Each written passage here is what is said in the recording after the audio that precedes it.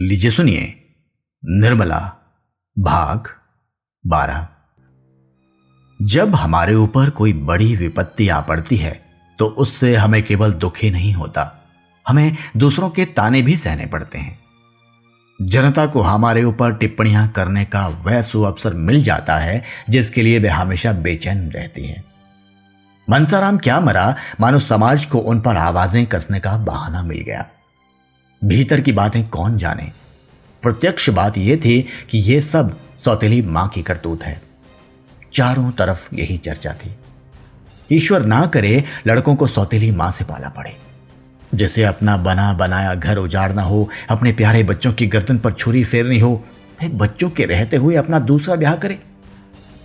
ऐसा कभी नहीं देखा कि सौत के आने पर घर तबाह ना हो गया हो। वही बाप जो बच्चों पर जान देता था, सौत के आते ही उन्हीं बच्चों का दुश्मन हो जाता है, उसकी मति ही बदल जाती है। ऐसी देवी ने जन्म ही नहीं लिया जिसने सौत के बच्चों को अपना समझा हो। मुश्किल यह थी कि लोग टिप्पणियों पर संतुष्ट ना होते थे। कुछ ऐसे सज्जन भी थे जिन्हें अब जियाराम और सियाराम से विशेष स्नेह हो गया था। वे दोनों बालकों से बड़ी सहानुभूति प्रकट करते, यहां तक कि दो एक महिलाएं तो उनकी माता के शील और स्वभाव को याद कर आंसू बहाने लगती थी। हाय हाय, बेचारी क्या जानती थी कि उसके मरते ही लाडलों की यह दुर्दशा होगी। अब दूध मक्खन काहे को मिलता होगा। जियाराम कहता, मिलता क्यों नहीं? महिला कहती, मिलता है। अरे बेटा, मिलना भी कई तरह का होता है। पानी वाला दूध टके से मंगा कर रख दिया, पियो चाहे ना पियो, कौन पूछता है। नहीं तो बेचारी नौकर से दूध दुहा कर मंगवाती थी। मैं तो चेहरा ही कह देता है, दूध की सूरत छिपी नहीं रहती, मैं सूरत ही नहीं रही। जिया को अपनी मां के समय के दूध का स्वाद तो याद था नहीं जो इस आक्षेप का उत्तर देता, और ना उस समय की अपनी सूरत ही याद थी। चुप रह जाता। इन शुभाकांक्षाओं का असर भी पड़ना स्वाभाविक था। जियाराम को अपने घर वालों से चिढ़ होती जाती थी। मुंशी जी मकान नीलामी हो जाने के बाद दूसरे घर में उठाए तो किराए की फिक्र हुई। निर्मला ने मक्खन बंद कर दिया। वह आमदनी ही नहीं रही तो खर्च कैसे रहता। दोनों का हार अलग अलग कर दिए गए। जियाराम को यह कतर ब्योंत बुरी लगती थी। जब निर्मला मैके चली गई तो मुंशी जी ने दूध भी बंद कर दिया। नवजात कन्या की चिंता अभी से उनके सिर पर सवार हो गई थी। सियाराम ने बिगड़ कर कहा, दूध बंद रहने से तो आपका महल बन रहा होगा, भोजन भी बंद कर दीजिए। मुंशी जी, दूध पीने का शौक हो तो जाकर दुहा क्यों नहीं लाते? पानी के पैसे तो मुझसे न दिए जाएंगे। मैं दूध दुहाने जाऊं? कोई स्कूल का लड़का देख ले तब कुछ नहीं, कह देना अपने लिए दूध लिए जाता हूं। दूध लाना कोई चोरी नहीं है। चोरी नहीं है? आप ही को कोई दूध लाते देख ले तो आपको शर्म ना आएगी? बिल्कुल नहीं, मैंने तो इन्हीं हाथों से पानी खींचा है, अनाज की गठरियां लाया हूं। मेरे बाप लखपति नहीं थे। मेरे बाप तो गरीब नहीं, मैं क्यों दूध दुहाने जाऊं? आखिर आपने कहारों को क्यों जवाब दे दिया? क्या तुम्हें इतना भी नहीं सोचता कि मेरी आमदनी अब पहले सी नहीं रही? इतने नादान तो नहीं हो। आखिर आपकी आमदनी क्यों कम हो गई? जब तुम्हें अकल ही नहीं है तो क्या समझाऊं? यहां जिंदगी से तंग आ गया हूं। मुकद्दमे कौन ले, और ले भी तो तैयार कौन करे? पर दिल ही नहीं रहा। अब तो जिंदगी के दिन पूरे कर रहा हूं। सारे अरमान लल्लू के साथ चले गए, अपने ही हाथों ना। मुंशी जी ने चीख कर कहा, अरे अहमक, यह ईश्वर की मर्जी थी, अपने हाथों को ही अपना गला काटता है। ईश्वर तो आपका विवाह करने ना आया था। मुंशी जी अब जब्त ना कर सके, लाल लाल आंखें निकाल कर बोले, क्या तुम आज लड़ने के लिए कमर बांध कर आए हो? आखिर किस बिरते पर?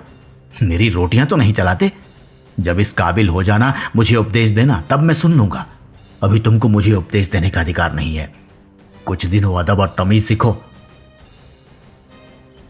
तुम मेरे सलाहकार नहीं हो कि मैं जो काम करूं उसमें तुमसे सलाह लूं। मेरी पैदा की हुई दौलत है, उसे जैसे चाहे खर्च कर सकता हूं।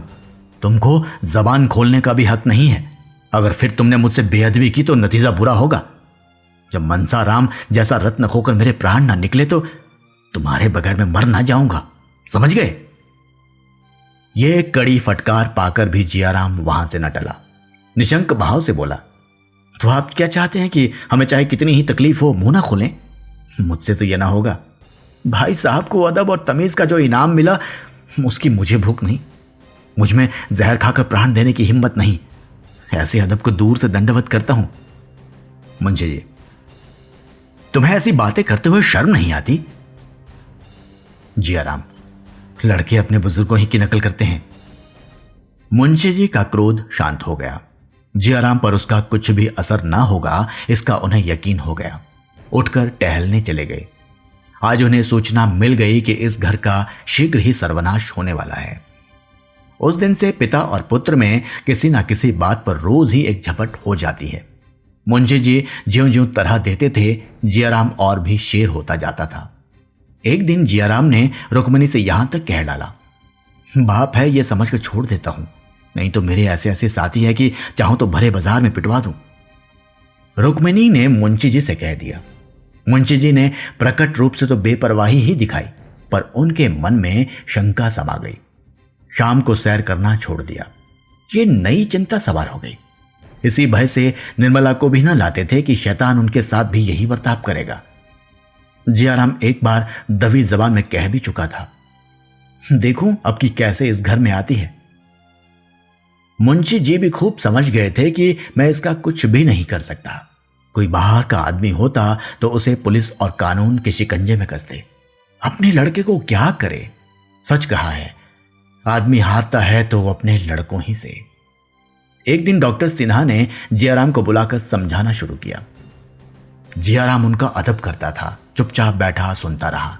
जब डॉक्टर साहब ने अंत में पूछा, आखिर तुम चाहते क्या हो? तो वह बोला, साफ साफ कह दूं, बुरा तो ना मानिएगा। सिन्हा, नहीं, जो कुछ तुम्हारे दिल में हो साफ साफ कह दो।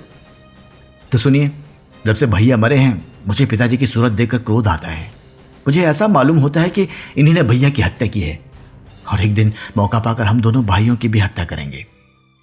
अगर इनकी ये इच्छा ना होती तो ब्याह ही क्यों करते?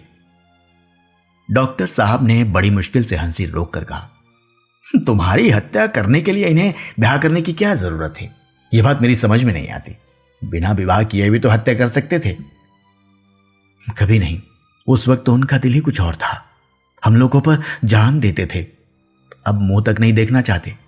उनकी यही इच्छा है कि उन दोनों प्राणियों के सिवा घर में और कोई ना रहे। अब जो लड़के होंगे उनके रास्ते से हम लोगों को हटा देना चाहते हैं। यही उन दोनों आदमियों की दिली मंशा है। हमें तरह तरह की तकलीफें देकर भगा देना चाहते हैं, इसीलिए आजकल मुकदमे नहीं लेते। हम दोनों भाई आज मर जाएं तो फिर देखिए कैसी बहार होती है।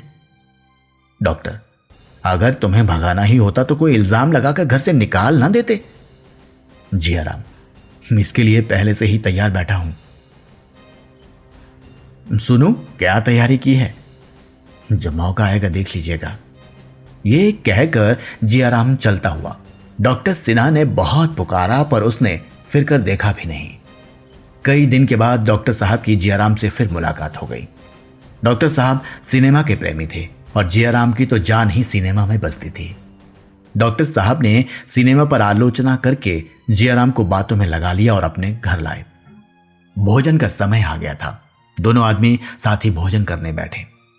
जियाराम को वहां भोजन बहुत स्वादिष्ट लगा। बोला, मेरे यहां तो जब से महाराज अलग हुआ खाने का मजा ही जाता रहा। बुआ जी पक्का वैष्णवी भोजन बनाती है, जबरदस्ती खा लेता हूं, पर खाने की तरफ ताकने को जी नहीं चाहता। डॉक्टर, मेरे यहां तो जब घर में खाना पकता है तो इससे कहीं स्वादिष्ट होता है। तुम्हारी बुआ जी प्याज लहसुन न छूती होंगी? जियाराम, हाँ साहब, उबाल कर रख देती है। लाला जी को इसकी परवाह ही नहीं कि कोई खाता है या नहीं, इसीलिए तो महाराज को अलग किया है। अगर रुपए नहीं है तो गहने कहां से बनते हैं? डॉक्टर, यह बात नहीं है जियाराम, उनकी आमदनी सचमुच बहुत कम हो गई है। तुम उन्हें बहुत दिक करते हो। मैं उन्हें दिक करता हूं? मुझसे कसम ले लीजिए, जो कभी उनसे बोलता भी हूं। मुझे बदनाम करने का उन्होंने बीड़ा उठा लिया है। बेसबब बेवजह पीछे पड़े रहते हैं। यहां तक कि मेरे दोस्तों से भी उन्हें चिढ़ है। आप ही सोचिए, दोस्तों के बगैर कोई जिंदा रह सकता है? मैं कोई लुच्चा नहीं हूं, लुच्चों की सोबत रखूं, मगर आप दोस्तों ही के पीछे मुझे रोज सताया करते हैं।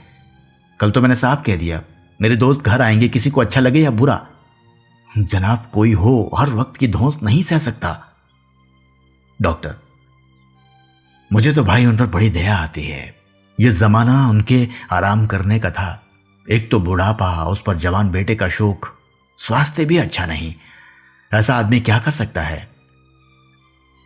बस जो कुछ थोड़ा बहुत करते हैं वही बहुत है। तुम अभी और कुछ नहीं कर सकते तो कम से कम अपने आचरण से तो उन्हें प्रसन्न रख सकते हो। बूढ़ों को प्रसन्न करना कोई बहुत कठिन काम नहीं। यकीन मानो, तुम्हारा हंसकर बोलना ही उन्हें खुश करने को काफी है। इतना पूछने में तुम्हारा क्या खर्च होता है? बाबूजी, आपकी तबीयत कैसी है? वह तुम्हारी ये उदंडता देखकर मन ही मन बहुत कुड़ते हैं। मैं तुमसे सच कहता हूं, कई बार रो चुके हैं। उन्होंने मान लो शादी करने में गलती की, इसे वे स्वीकार करते हैं, लेकिन तुम अपने कर्तव्य से क्यों मुंह मोड़ते हो? वह तुम्हारे पिता हैं, तुम्हें उनकी सेवा करनी चाहिए। एक बात भी ऐसी नहीं मुंह से निकालनी चाहिए जिससे उनका दिल दुखे। उन्हें यह ख्याल करने का मौका ही क्यों दो कि सब मेरी कमाई खाने वाले हैं, बात पूछने वाला कोई नहीं। मेरी उम्र तुमसे कहीं ज्यादा है जियाराम, पर आज तक मैंने अपने पिताजी की किसी बात का जवाब नहीं दिया। वे आज भी मुझे डांटते हैं, सिर झुकाकर सुन लेता हूं। जानता हूं वे जो कुछ कहते हैं मेरे भले ही को कहते हैं। माता पिता से बढ़कर हमारा हितैषी और कौन हो सकता है? उसके ऋण से कौन मुक्त हो सकता है? जियाराम बैठा रोता रहा। अभी उसके सद्भावों का संपूर्ण लोप ना हुआ था। अपनी दुर्जनता उसे साफ नजर आ रही थी। इतनी ग्लानि उसे बहुत दिनों से ना आई थी। रोकर डॉक्टर साहब से कहा, मैं बहुत लज्जित हूं, दूसरों के बहकावे में आ गया। अब आप मेरी जरा भी शिकायत ना सुनेंगे। आप पिताजी से मेरे अपराध क्षमा करा दीजिए। मैं सचमुच बड़ा अभागा हूं, उन्हें मैंने बहुत सताया। उनसे कहिए मेरे अपराध क्षमा कर दे, नहीं मैं मुंह में कालिक लगाकर कहीं निकल जाऊंगा, डूब मरूंगा। डॉक्टर साहब अपनी उपदेश कुशलता पर फूले न समाये। जियाराम को गले लगाकर विदा किया। जियाराम घर पहुंचा तो 11 बज गए थे। मुंशी जी भोजन करके अभी बाहर आए थे। उसे देखते ही बोले, जानते हो क्या बजे हैं? 12 का वक्त है। जियाराम ने बड़ी नम्रता से कहा, डॉक्टर सिन्हा मिल गए, उनके साथ उनके घर तक चला गया। उन्होंने खाने के लिए जिद की, मजबूरन खाना पड़ा, इसी से देर हो गई। मुंशी जी, डॉक्टर सिन्हा से दुखड़े रोने गए होंगे या और कोई काम था? जियाराम की नम्रता का चौथा भाग उड़ गया। बोला, दुखड़े रोने की मेरी आदत नहीं है। मुंशी जी, जरा भी नहीं, तुम्हारे मुंह में तो जबान ही नहीं। मुझसे जो लोग तुम्हारी बातें करते हैं वे गड़ा करते होंगे। जियाराम, और दिनों की मैं नहीं कहता, लेकिन आज डॉक्टर सिन्हा के यहां मैंने कोई ऐसी बात नहीं की जो इस वक्त आपके सामने न कर सकूं। बड़ी खुशी की बात है, बेहद खुशी हुई। आज से गुरु दीक्षा ले ली है क्या? जियाराम की नम्रता का 1/4 और गायब हो गया।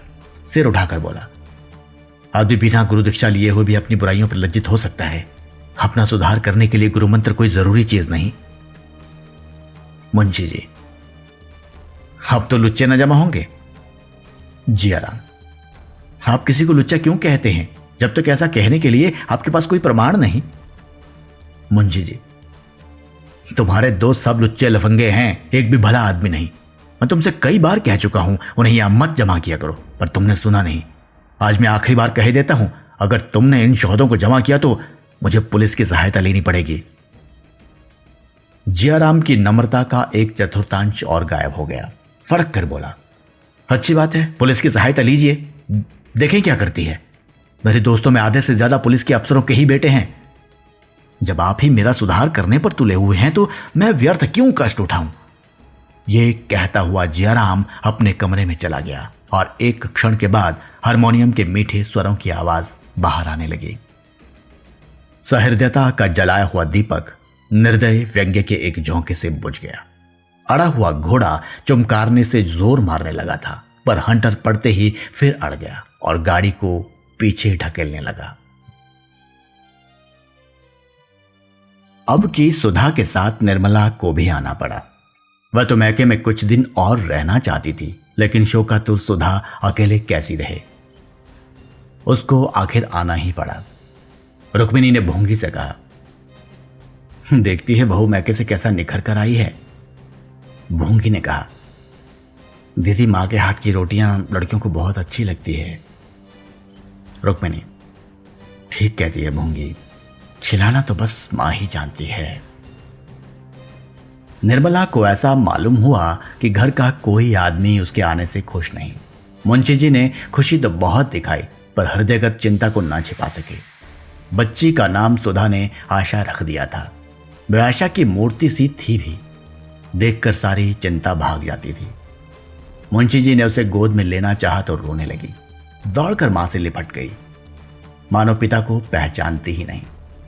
मुंशी जी ने मिठाइयों से उसे परचाना चाहा। घर में कोई नौकर तो था नहीं, जाकर सियाराम से 2 आने की मिठाइयां लाने को कहा। जियाराम भी बैठा हुआ था, बोल उठा, हम लोगों के लिए तो कभी मिठाइयां नहीं आती। मुंशी जी ने झुंझला कर कहा, तुम लोग बच्चे नहीं हो और क्या बूढ़े हैं? मिठाइयां मंगवा कर रख दीजिए तो मालूम हो कि बच्चे हैं ये बूढ़े।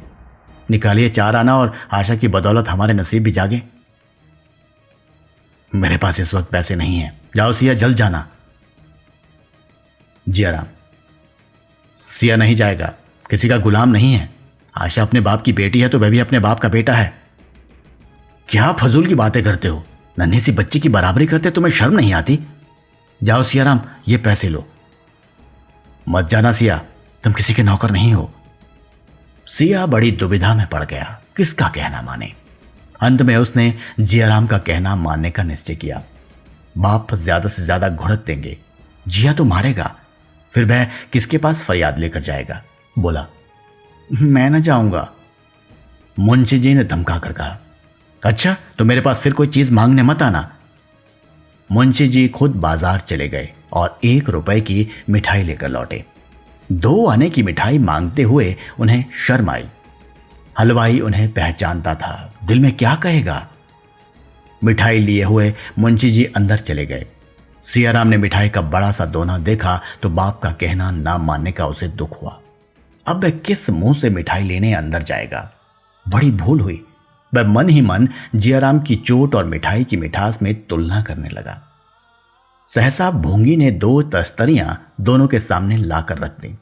जियाराम ने बिगड़ कर कहा, इसे उठा ले जा। भोंगे, काहे को बिगड़त हो बाबू, क्या मिठाई अच्छी नहीं लगती? जियाराम, मिठाई आशा के लिए आई है, हमारे लिए नहीं आई। ले जा, नहीं तो सड़क पर फेंक दूंगा। हम तो पैसे पैसे के लिए रटते रहते हैं और यहां रुपए की मिठाई आती है। भोंगी, तुम ले लो सिया बाबू, ये ना लेंगे तो ना सही। सियाराम ने डरते डरते हाथ बढ़ाया था कि जियाराम ने डांट कर कहा, मत छूना मिठाई, नहीं तो हाथ तोड़कर रख दूंगा, लालची कहीं का। सियाराम ये घुड़की सुनकर सहम उठा। मिठाई खाने की हिम्मत ना पड़ी। निर्मला ने यह कथा सुनी तो दोनों लड़कों को मनाने चली। मुंशी जी ने कड़ी कसम रख दी। निर्मला, आप समझते नहीं, ये सारा गुस्सा मुझ पर है। गुस्ताख हो गया है, इस ख्याल से कोई सख्ती नहीं करता कि लोग कहेंगे बिना मां के बच्चों को सताते हैं, नहीं तो सारी शरारत घड़ी भर में निकाल दूं। इसी बदनामी का तो मुझे डर है। अब ना डरूंगा, जिसके जी में जो आए कहे। पहले तो ऐसे न थे। हाजी कहता है कि आपके लड़के मौजूद थे, आपने शादी क्यों की? ये कहते भी इसे संकोच नहीं होता कि आप लोगों ने मनसाराम को विष दे दिया। लड़का नहीं है, शत्रु है। जियाराम द्वार पर छिपकर खड़ा था।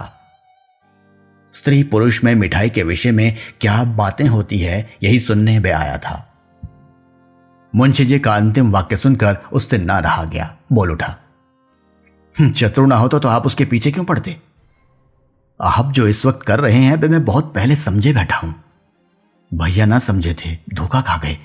हमारे सदाब की दाल ना गलेगी। सारा जमाना कह रहा है कि भाई साहब को जहर दिया गया है। मैं कहता हूं तो आपको क्यों गुस्सा आता है? निर्मला तो सन्नाटे में आ गई। मालूम हुआ किसी ने उसकी देह पर अंगारे डाल दिए। मुंशी जी ने डांट कर जियाराम को चुप कराना चाहा। जियाराम निशंक खड़ा ईंट का जवाब पत्थर से देता रहा, यहां तक कि निर्मला को भी उस पर क्रोध आ गया। ये कल का छोकरा किसी काम का न काज का यूं खड़ा टर्रा रहा है जैसे घर भर का पोषण यही करता हो। त्योरियां चढ़ाकर बोली, बस अब बहुत हुआ जयराम, मालूम हो कि तुम बड़े लायक हो, बाहर जाकर बैठो। मुंशी जी अब तक तो कुछ दबदब कर बोलते रहे। निर्मला की चहपाई तो दिल बढ़ गया। दांत पीस कर लपके और इसके पहले कि निर्मला उनके हाथ पकड़ सके एक थप्पड़ चला ही दिया। थप्पड़ निर्मला के मुंह पर पड़ा, वही सामने पड़ी। माथा चकरा गया। मुंशी जी के सूखे हाथों में इतनी शक्ति है इसका वह अनुमान न कर सकती थी। सिर पकड़कर बैठ गई। मुंशी जी का क्रोध और भी भड़क उठा, फिर घूंसा चलाया, पर अब की जियाराम ने उनका हाथ पकड़ लिया और पीछे ढकेल कर बोला, दूर से बातें कीजिए, क्यों नाहक अपनी बेइज्जती करवाते हैं। अम्मा जी का लिहाज कर रहा हूं, नहीं तो दिखा देता। ये कहता हुआ वह बाहर चला गया। मुंशी जी संज्ञा शून्य से खड़े रहे। इस वक्त अगर जियाराम पर दैवी वज्र गिर पड़ता तो शायद उन्हें हार्दिक आनंद होता। जिस पुत्र को कभी गोद में लेकर निहाल हो जाते थे, उसी के प्रति आज भांति भांति की दुष्कल्पनाएं मन में आ रही थी। रुक्मिणी अब तक तो अपनी कोठरी में थी, अब आकर बोली, बेटा अपने बराबर का हो जाए तो उस पर हाथ ना छोड़ना चाहिए। मुंशी जी ने ओंठ चबाकर कहा, मैं इसे घर से निकाल कर छोड़ूंगा, भीख मांगे या चोरी करे मुझसे कोई मतलब नहीं। रुक्मिणी, नाक किसकी कटेगी? इसकी चिंता नहीं। निर्मला, मैं जानती कि मेरे आने से यह तूफान खड़ा हो जाएगा तो भूल कर भी ना आती। अब भी भला है मुझे भेज दीजिए, इस घर में मुझसे ना रहा जाएगा। रुक्मिणी, तुम्हारा बहुत लिहाज करता है बहू, नहीं तो आज अनर्थ ही हो जाता। निर्मला, अब और क्या अनर्थ होगा दीदी जी, मैं तो फूंक फूंक कर पाँव रखती हूं, फिर भी अपयश लग ही जाता है। अभी घर में पाँव रखते देर ना हुई थी, ये हाल हो गया। ईश्वर ही कुशल करे। रात को भोजन करने कोई ना उठा, अकेले मुंशी जी ने खाया। निर्मला को आज नई चिंता हो गई, जीवन कैसे पार लगेगा। अपना ही पेट होता तो विशेष चिंता न थी, अब तो एक नई विपत्ति गले पड़ गई थी। वह सोच रही थी, मेरी बच्ची के भाग्य में क्या लिखा है राम।